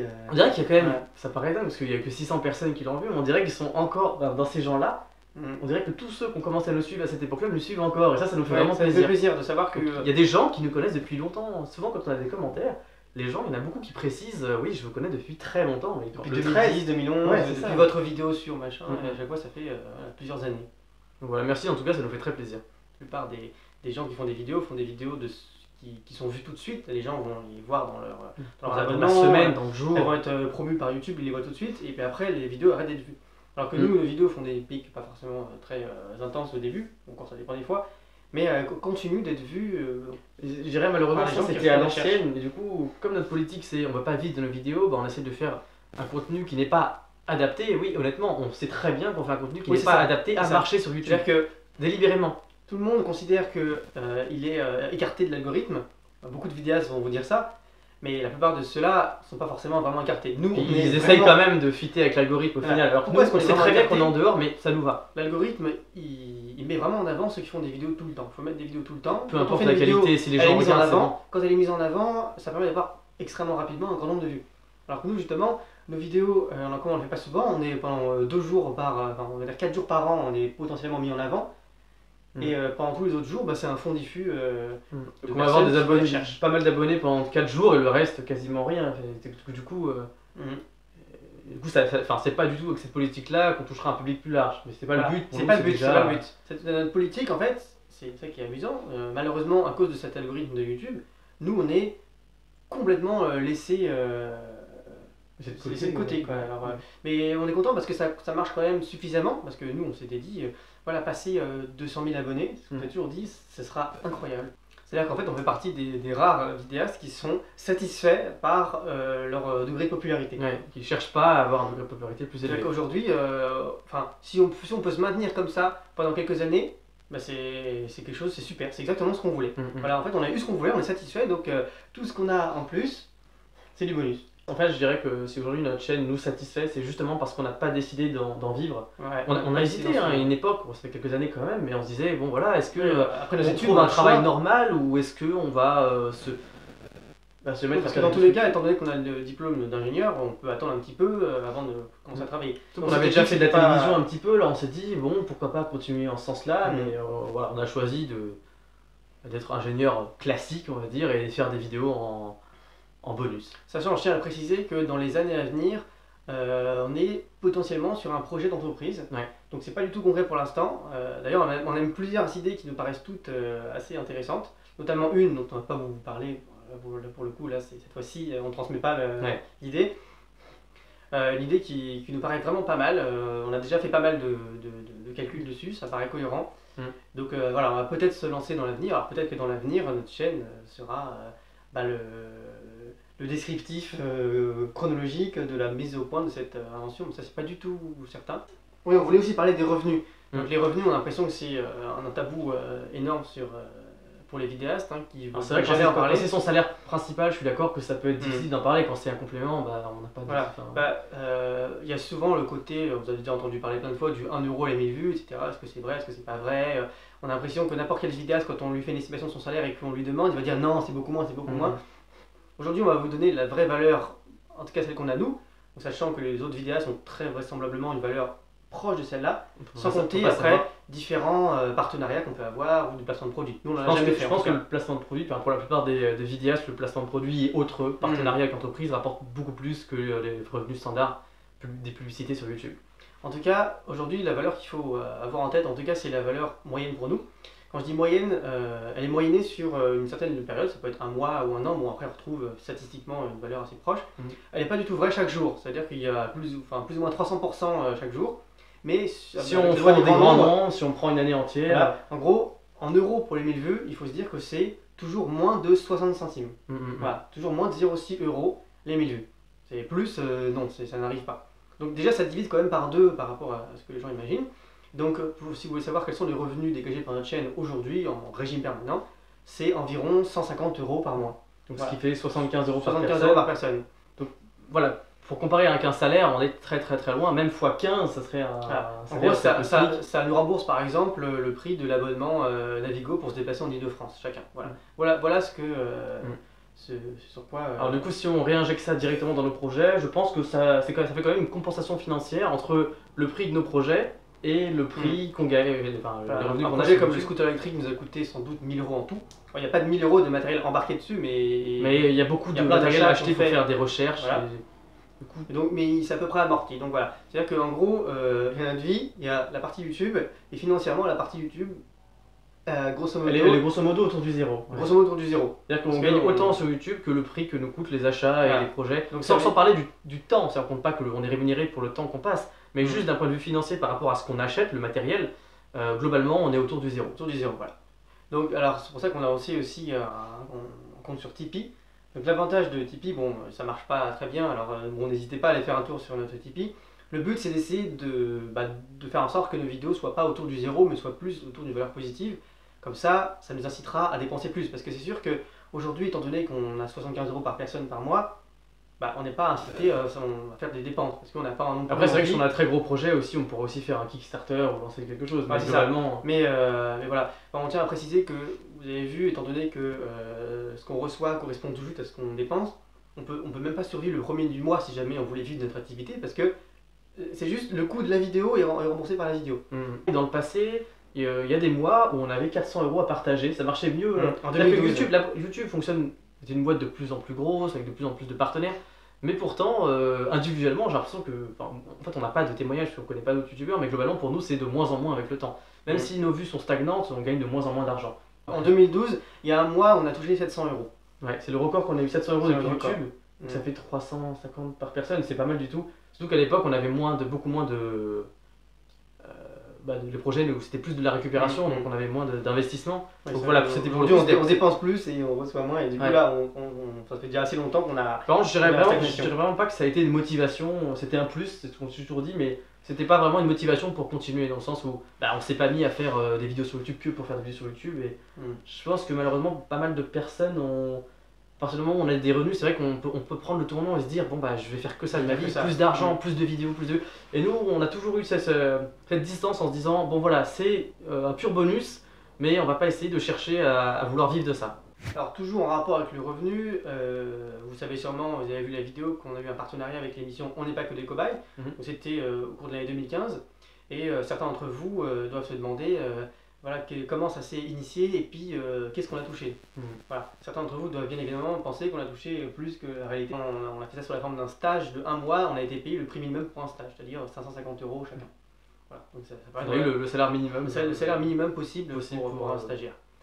On n'a pas demandé plus simplement parce que c'est pas ça qui comptait pour nous. Non, parce qu'on n'avait pas de temps et on avait envie de faire un partenariat avec eux, donc on ne pouvait pas vraiment faire autre chose que utiliser le stage de fin d'année. On doit faire en fin de première année d'ingénieur, on doit faire un stage ouvrier. Et nous, c'était vraiment la bonne occasion de se dire, le stage ouvrier, ça va être En fait, il fallait plutôt faire même un stage quelconque, pas forcément un stage quelconque, ouvrier, mais il fallait faire un stage, pas dans l'ingénierie, de manière à pouvoir découvrir un autre cœur de métier. Donc finalement, on n'est pas que des cobayes, c'était notre stage scolaire, le stage qu'on devait faire à la fin de l'année. Voilà, on s'est organisé comme ça parce que notre principal n'avait pas de temps sinon. C'est toujours le manque de temps. Toujours le manque de temps, et là du coup on a fait d'une pierre deux coups, plutôt que faire un stage ouvrier et après essayer de grappiller du temps le soir pour essayer de participer à On n'est pas que des cobayes. Justement on n'a pas eu de stage ouvrier, ou ça a été notre stage ouvrier. Voilà. D'ailleurs, c'était sympa, hein. Enfin, C'était une belle expérience, Bon, on est un petit peu déçu par le résultat parce que on n'est pas acteur. Être spontané comme maintenant plutôt que acteur. Il y en a beaucoup d'entre vous qui ont dit que c'était complètement surjoué. On l'a pas dit dans la vidéo, mais nous on trouve que c'est pareil, enfin, c'est très mauvais quoi. Ouais. Après, c'est même globalement, bon, on n'est pas acteur évidemment, on sait pas bien faire ça, mais je me dis, même si on est acteur, c'est pas facile parce que c'est forcément téléphoné de trouver un projet, trouver l'idée et le réaliser dans une minute ou deux. Dans une minute. Ça peut pas être réaliste en fait. Oh bah dis donc, toi aussi t'as fait ça, t'as appris. Alors, on avait réfléchi avec les producteurs à trouver quelque chose de correct. Nous on trouvait ça correct. Sur le papier en tout cas, et mais je quand pense on que a joué, on trouvait ça pas mal, et puis quand on a vu le résultat, on s'est dit, ouais, le mieux ça aurait été directement de faire comme on fait nous, c'est-à-dire de présenter quelque chose. Je vous présente ça, voilà, ça fonctionne avec ça. Alors que là, du coup, c'est une présentation complètement téléphonée où on est censé se présenter les uns les autres et pas regarder la caméra, alors que l'idée c'est plutôt de présenter à vous, les auditeurs. Toujours est-il que ça a été une bonne expérience et qu'on est content d'avoir fait, voilà, mais ayez bien conscience que, c'est qu'on n'a peut-être pas précisé, que c'est eux qui nous ont contactés à la base. Et on tient aussi à préciser que nous, on n'a jamais, en 8 ans et demi, contacté un seul média. C'est-à-dire qu'à chaque fois qu'on est apparu dans un média, c'est toujours eux qui nous ont contactés. Nous, on s'en moque totalement de passer dans des médias. Maintenant, aujourd'hui, on refuse la plupart du temps parce que on a quand même eu des expériences un peu négatives. On a passé, je me rappelle pas de l'historique, mais on est passé dans pas mal de médias, y compris la télévision. Et ce qu'on peut vous en dire globalement, c'est que vous voulez sans doute penser que les médias trafiquent l'information, et que voilà, on parle qui vendent du rêve, 10, ils vendent du rêve, etc. Bon, la vérité, c'est que c'est complètement pire vrai. que ça.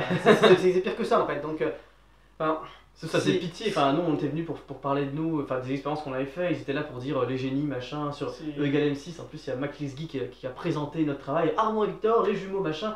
Franchement, ça fait un peu pitié, je trouve. Entendre des gens, qu'est-ce que c'est gênant d'entendre quelqu'un qui ne connaît pas, qui dit qu'on est des génies. Pourquoi des génies? On n'a jamais interagi avec lui. On est des vidéastes. L'émission est complètement montée parce qu'après il est censé y avoir des gens qui analysent notre cerveau alors qu'on les a jamais vus. Enfin, voilà, c'est n'importe quoi. Désolé s'il y a des gens de M6 qui nous regardent, mais ce que vous faites, c'est. Comme disait le patron d'M6, c'est se préparer à préparer le. C'est M6 ou TF1, mais il y a cette idée selon laquelle l'émission sert à préparer le temps de cerveau pour bien assimiler la publicité. Honnêtement, je pense pas que ce soit une blague. Voilà, alors vous devez vous dire, comme par hasard, on est des vidéastes YouTube et on dénigre la télé. Nous, au quotidien, on dénigre pas du tout la télé, mais il se trouve qu'en tout cas, des expériences qu'on a pu en faire, c'est pire encore que les préjugés que peuvent avoir les gens. Sur M6, on avait fait 2 émissions de 100% mag, c'était mieux quand même. C'était mieux. Le M6, c'était vraiment mauvais. Il semblerait, c'est pas à prendre au sérieux, c'est juste ce qui nous arrive à nous. Mais en tout cas, il semblerait quand même que la presse est bien plus fiable que la radio, qui est bien plus fiable que la télé, grosso modo dans l'ordre. C'est intéressant d'avoir ça en tête, que sur la télé, on peut dire tout n'importe quoi, c'est pas grave. Si jamais on leur présente une éolienne, on dit que ça produit 135 watts, bon, ils ont mal entendu, etc. Ils peuvent rajouter un kilo devant 135, ils sont en 1 kilowatts. Bon, de toute façon, après, personne n'a googlé pour voir ce que c'est un watt. Je veux dire, bon, ce qui compte, même si on leur dit un kilowatt, ils pourraient dire kilowattheure, ils confondent énergie et puissance. Bon, ça c'est un classique c'est vraiment un classique des médias, kilowatt et kilowattheure. Kilowatt et kilowattheure, ampère et ampère-heure. Énergie, puis énergie, débit. Donc voilà ce qu'on avait à dire à propos des médias. Donc, belle expérience pour les pas que des cobayes. Et sinon, expérience très mitigée par ailleurs. Alors le fait de dire ça, bien évidemment, si vous êtes quelqu'un qui travaille dans ce domaine-là, vous allez vous dire ah bah non, faut pas les contacter. Ne nous contactez pas, nous on est très fiers d'être neutres. C'est vrai que c'est quelque chose dont on est assez fiers et qu'on essaye de faire perdurer. À moins que vous soyez un média de qualité. Nous, on veut bien diffuser ce qu'on pense, on ne va pas le diffuser mal. Dans ce cas-là, ça sert à rien. Donc si vous êtes un média de qualité, on est d'accord pour faire un partenariat. Sans traficotage de l'information. Et sans... c'est pas pour s'en mettre plein les fouilles. On avait présenté, c'était quand on est passé sur E égale M6, on avait présenté une transmission de son par LED, donc une LED, un panneau solaire, la chaîne IFI, quelque chose de très basique. Et on a présenté ça comme une expérience. Et dans le rendu, ils disent une Bluetooth nouvelle génération qui sera bientôt dans tous les salons. Une innovation qui sera peut-être demain dans tous nos salons. Ça a marqué, je me suis dit, mais non, mais pitié, on leur a pas dit ça, on leur a pas dit ça. On va passer pour quoi, nous? Ouais, si tu veux, j'ai inventé un Bluetooth, Bluetooth, c'est incroyable. Alors voilà pourquoi on passe quand on passe dans des médias comme ça, donc non merci quoi. Voilà, ils veulent vendre du rêve, on est des génies, waouh super, alors que nous on est là pour dire oui mais c'est juste une démo, vraiment juste une démo.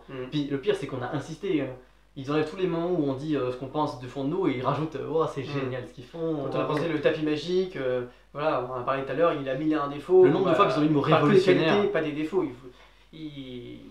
Bah, faut que ce soit aguicheur et c'est ce qu'on croit et c'est la vérité malheureusement. Que nous on aime bien justement casser les mythes, hein, par exemple le mythe de l'énergie ou de tout ce qui est on n'est pas allé sur on la n'est lune, pas du tout des conspirationnistes, mais pour le coup là, pour les médias, les c'est expériences un des qu'on a rares eues, domaines dans lesquels ouais, non franchement c'est mauvais quoi. Ça donne pas envie aux conspirationnistes de plus l'être là pour le coup. Ouais, effectivement. Alors avant-dernière rubrique, on va vous parler du matériel qu'on utilise pour filmer. Ah, oui. Alors ça c'est une question assez récurrente. Ouais, alors la première caméra qu'on a eue, c'est la GoCam. C'était une caméra à mettre au-dessus de la PSP, la PlayStation Portable, pour filmer. Voilà, on l'avait acheté et puis ça filmait, il y avait un petit bruit de fond horrible, ça filmait mal. Les téléphones qu'on avait filmaient moins bien, les appareils numériques filmaient moins bien, donc voilà, c'est ce qu'on avait de mieux. En plus, ça filmait en 16:9, ce qui à l'époque n'était même pas donné pour tous les appareils. Donc voilà, on avait commencé avec ça, on a filmé pas mal de vidéos, mais vraiment quand on était très jeune. Et de lors qu'on s'est dit, oh, on est des vidéastes, on va faire des vidéos plus régulièrement.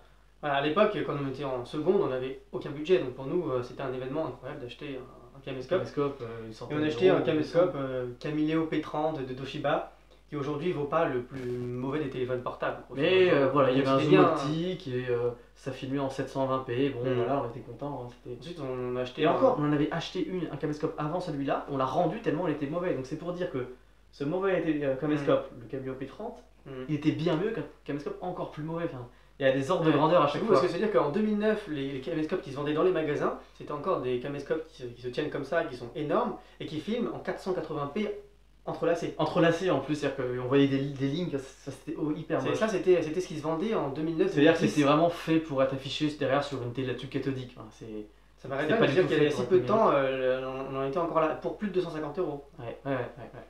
Donc ensuite on a acheté un autre caméscope. Là c'était commencé à être correct. Everio, JVC Everio, je sais pas après s'il y a un autre nom. Avec un zoom optique x40. C'est avec ça par exemple qu'on a filmé notre vidéo sur la transmission de son par laser. Globalement son problème c'était au niveau du rendu des couleurs, c'était catastrophique. C'était gris. Sensibilité à la lumière catastrophique. Par rapport à ce qu'il fait aujourd'hui. Même l'angle de vue. Évidemment à l'époque c'était le mieux qu'on pouvait avoir. Ce qui est fou c'est que l'angle de vue était beaucoup plus grand que notre ancien caméscope, mais encore tellement plus petit par rapport à ce qui se fait aujourd'hui. À chaque fois il y a... Enfin, la technologie a tellement évolué sur les années où on a fait une incroyable expérience que aujourd'hui ça stagne depuis 2015. On se dit toujours depuis 2015 en gros le téléphone les nouveautés sont juste des nouveautés pour faire vendre, mais techniquement il n'y a plus grand chose quoi. Donc du coup on était sur ce caméscope là, le zoom optique en fait ça sert à rien, on s'en sert pas quand ça fait sale de filmer et de zoomer en même temps.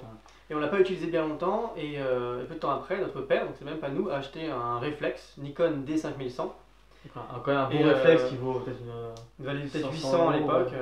En tout cas, nous, vous voyez, on a toujours essayé de dépenser le moins possible. On a vraiment changé le caméscope que quand on s'est dit, mais là, compte tenu des technologies d'aujourd'hui, on peut plus filmer avec ça. Nous, globalement, notre politique, c'est avoir besoin, attendre un besoin et deux, acheter. Et donc, avec ce réflexe, on a filmé toutes les vidéos jusqu'ici. Donc, une image satisfaisante, une bonne prise à la lumière quand même. Donc, résolution Full HD comme résolution standard. Par contre, son défaut, c'est seulement 25 images par seconde, et donc dès qu'on se déplace, tout de suite, c'est complètement saccadé. Et puis, très récemment, donc là c'est la première vidéo, on s'est dit... Pour plusieurs raisons. En filmant avec notre téléphone, on s'est dit, quand même, quand je filme avec mon téléphone, l'image elle est incroyable. Mais on n'a pas envie de passer le cap, on se dit, mais c'est un téléphone, je peux quand même pas filmer avec un téléphone. Alors qu'on avait un réflexe qui coûte aussi cher que le téléphone, qui est fait juste pour filmer. Et finalement, on s'est rendu à l'évidence en faisant une dizaine de scènes différentes, de comparaisons vraiment rigoureuses. Donc, comparaison de situation de faible lumière, comparaison de situation de déplacement rapide. Et donc, le téléphone qu'on utilise là, c'est un Samsung Galaxy S7 qui propose de filmer donc en Full HD, 30 fps, qui est déjà mieux que 25 de toute façon, en Quad HD, en 4K ou en Full HD 60 fps. Bon, étant donné qu'aujourd'hui, peu de personnes sont équipées de la 4K et que la différence est assez... autant choisir le 60 fps, mais voilà, pas trop. On a plus opté pour le 60 images par seconde parce que y a la fluidité justement, ça fait est vraiment marquante par rapport à avant. Le seul petit défaut peut-être du téléphone, c'est la sensibilité en faible lumière. Là peut-être que l'image n'est pas géniale parce qu'il manque quand même sacrément de... On a quand même mis un bon éclairage LED derrière, complètement bricolé. Pas très puissant, mais... Donc voilà, mais en tout cas, de toute façon, on a fait des tests en situation qu'on a gardé pour se reprouver régulièrement que c'est mieux. Parce qu'à chaque fois on se dit, mais non, on va pas prendre un téléphone, c'est pas possible. Et pourtant... Il y a pas mal de raisons qui expliquent ça, surtout que... Aussi par rapport au micro, c'est-à-dire que vous avez toujours été très nombreux à dire que le son était mauvais.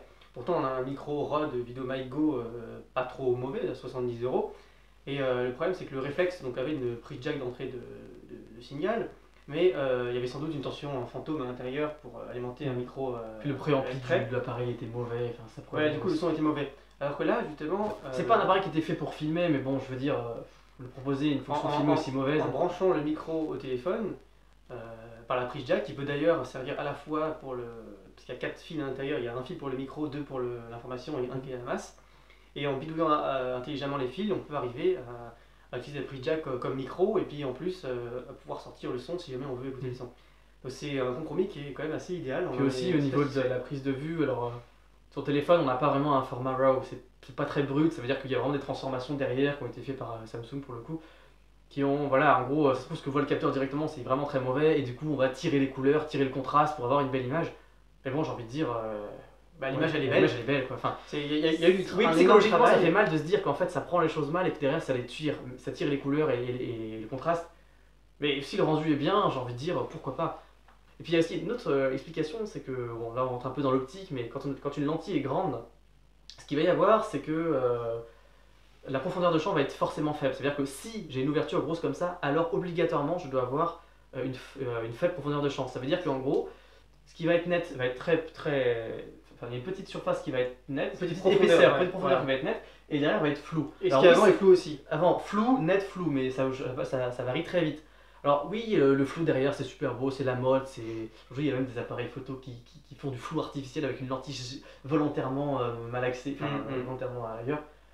Mais je veux dire, c'est bien, mais quand on filme quelque chose, des fois on veut que tout soit net. Donc, parce qu'avec le réflexe, la mise au point prenait beaucoup de temps, c'était... Bon, c'est pas un bon réflexe, mais voilà. Il fallait tout le temps refaire la mise au point, et quand on filmait en macro, la zone nette était de plus ou moins 5 mm. Donc on filme un composant électronique, le bout du composant est flou, l'avant est flou et le centre est net. Et du coup, ouais, un avantage intrinsèquement dû au fait que la lentille du téléphone est petite, c'est qu'on se rapproche du modèle qu'on appelle le modèle du sténopé, où chacun des points va être pile à un point précis du capteur. Et en fait, on se dit, l'ouverture du téléphone est petite, ça prend pas beaucoup de lumière, mais il y a vraiment un énorme avantage derrière, c'est que ça équivaut à un appareil avec un diaphragme bien refermé. Et du coup, ça veut dire qu'on a une profondeur de champ très grande, c'est-à-dire qu'en gros, ça va être net là, net là, net là. Oui, le flou derrière, il est moins beau, les ronds de lumière sont moins espacés, mais on veut pas faire de l'esthétique. Alors oui, on en fait un peu, il faut que ce soit beau un minimum, mais on veut pas faire de l'esthétique, on va avoir rendu sur ce qu'on fait, et on en a marre de voir des choses floues partout. C'est aussi beaucoup de travail, alors que là, il y a beaucoup moins de travail, la batterie tient très longtemps, enfin bon, la mémoire. Il nous a fallu beaucoup de temps pour nous convaincre que c'était une bonne idée. Et en plus, il existe des accessoires qu'on utilise là pour tenir le téléphone sur un pied, pour accrocher le micro avec la norme standard. Voilà, tous ces appareils sont... Tout ça pour dire qu'aujourd'hui on filme avec un téléphone, ça paraît dingue. C'est-à-dire que si vous voulez filmer des vidéos et que vous avez un téléphone quand même plutôt haut de gamme, vous achetez juste un petit accessoire pour le tenir, vous achetez un microphone et ça y est, vous avez... le téléphone il va coûter 700 €. Et avec 700 € plus 10 € de matériel pour CD, vous avez déjà mieux qu'un appareil spécial pour la vidéo qui coûte ce prix-là, quoi. C'est-à-dire qu'un téléphone à 700 €, il équivaut à un réflexe ou un bon appareil à peut-être 1000 €. Par contre, un appareil à 2000 € c'est mieux qu'un téléphone, donc il y a moyen. Mais il y a un moment donné où il faudra mettre vraiment très très cher pour avoir ne serait-ce que mieux qu'un téléphone. Alors le téléphone, je veux dire, on l'a acheté cher, mais il sert tout le temps, enfin c'est pas juste pour faire de la vidéo. Et le téléphone, évidemment, son écran est grand et très résolu, donc on voit très très bien ce qu'on fait. La batterie elle dure extrêmement longtemps, les avantages sont vraiment multiples. Bon la vidéo touche à sa fin, ça y est, on espère qu'on a parlé d'à peu près tout ce qu'on voulait vous dire. Je pense quand même qu'on a balayé un peu tout. On a balayé, le plus gros problème c'est qu'on a balayé, en fait on n'a pas respecté vraiment notre plan, à chaque fois on a digressé un peu n'importe comment. Bon, on espère que ça vous a pas trop ennuyé du moins. Et du coup pour terminer, on vous présente le fameux moteur Stirling qu'on a fabriqué et qui sera le sujet de la prochaine vidéo. Donc on va pas vous expliquer maintenant comment il fonctionne, il y aura une vidéo spécialement pour ça. Mais c'est un moteur qui est vraiment passionnant, de comprendre comment il fonctionne, pourquoi il fonctionne et d'essayer de le fabriquer. C'est vraiment ce qu'on peut faire de plus excitant en thermodynamique. Donc voilà, on vous préparera cette vidéo. On ne peut pas du tout vous donner de date comme à chaque fois. C'est pas qu'on n'a pas envie de vous donner de date, c'est qu'on avance quand on est dispo et puis si on n'est pas dispo, on n'est pas dispo. Mais je pense que là, les prochains week-ends où je viendrai là, on pourra avancer sérieusement. À part le montage de cette vidéo là, dans notre ligne de mire, c'est remettre en état ce moteur Stirling et puis le filmer proprement. Bon voilà, de toute façon maintenant on commence à radoter, donc ça veut dire que c'est l'heure de terminer la vidéo. Bon allez, ciao, allez, à la prochaine.